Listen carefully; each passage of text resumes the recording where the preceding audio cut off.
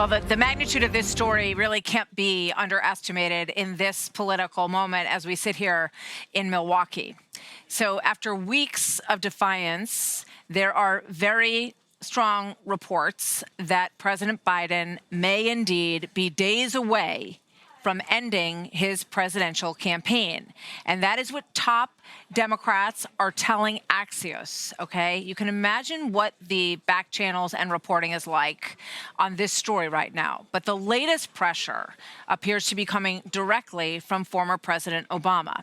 His team is not denying the explosive report in the Washington Post that Obama is telling allies that the president's path to victory is, quote, greatly diminished at this point, and that he needs to seriously consider dropping out of this race. Now, President Biden is currently isolating at his home, at his beach house in Delaware, after testing positive for COVID.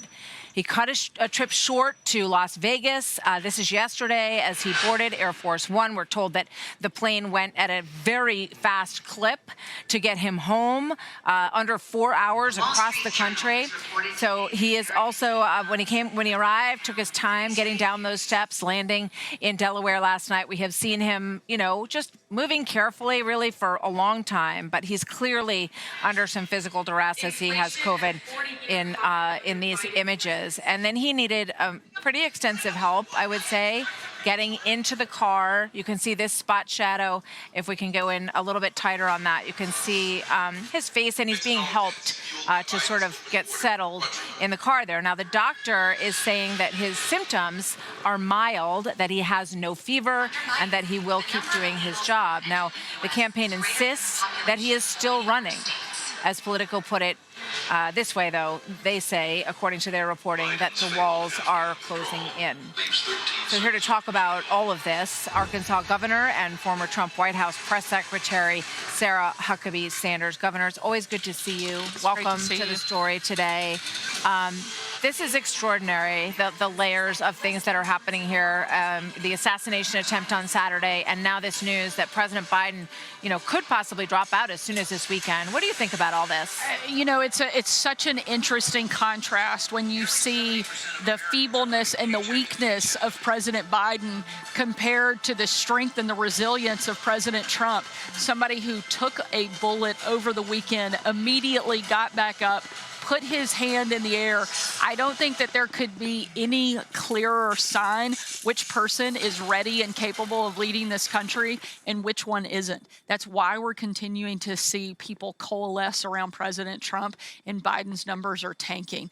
This has been an incredible week of excitement and energy and unification of the Republican Party, while at the same time, the Democrat Party is in total disarray. There's a lot of infighting, there's questioning, there's a total lack of confidence in President Biden's ability to actually do the job, much less win and do it for 4 more years. I think that this is setting up to be an abysmal failure for the Democrats in November. But, as we all know, and Governor DeSantis was talking about this yesterday, how quickly the sands of politics can move, right? So I want to go forward with you a little bit. Let's for a moment assume that this changes, that President Biden decides that he's not going to be the nominee. Let's say it's Kamala Harris, and she puts Josh Shapiro on the ticket. That's a Pennsylvania play. Gretchen Whitmer, that's a Michigan play. Mark Kelly is also said to be in the mix now. That's an Arizona play. Looking at it as a tactician and a politician, what do you see there? And does this get tougher for Trump-Vance? I still see this as a losing ticket, because regardless who is at the top of it, the same failed policies are the ones that they're going to be promoting, the ones that they're going to be pushing. People are sick and tired of what's been coming out of Washington in this administration. And no matter if it's Kamala Harris and whoever else she chooses, she's still going to be having to defend the crazy bad record that they have over the last 3.5 years compared to President Trump's 4 years of success, a strong economy, strong and secure borders. Our foreign relationships were better. We have wars and chaos going on all over the world under this administration. And no matter who's at the top of the ticket, I think Donald Trump's going to win in November, and he's going to do so decisively. Sarah, thank you.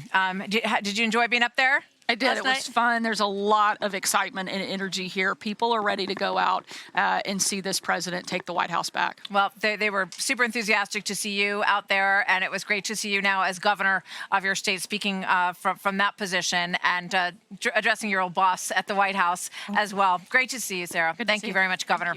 I'm Steve Ducey. I'm Brian Kilmeade. And I'm Ainsley Earhart. And click here to subscribe to the Fox News YouTube page to catch our hottest interviews and most compelling analysis.